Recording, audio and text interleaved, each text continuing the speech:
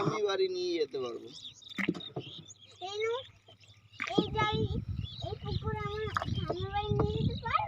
হ্যাঁ একই তো নৌকা, কি জল।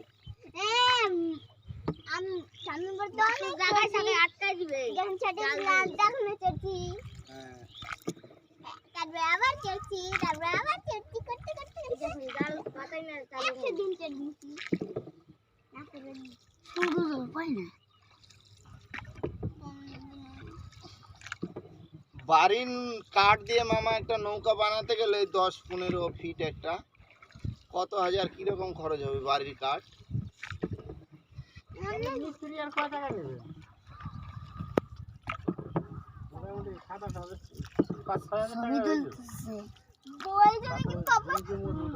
$5-6,000 হয়ে যাবে না?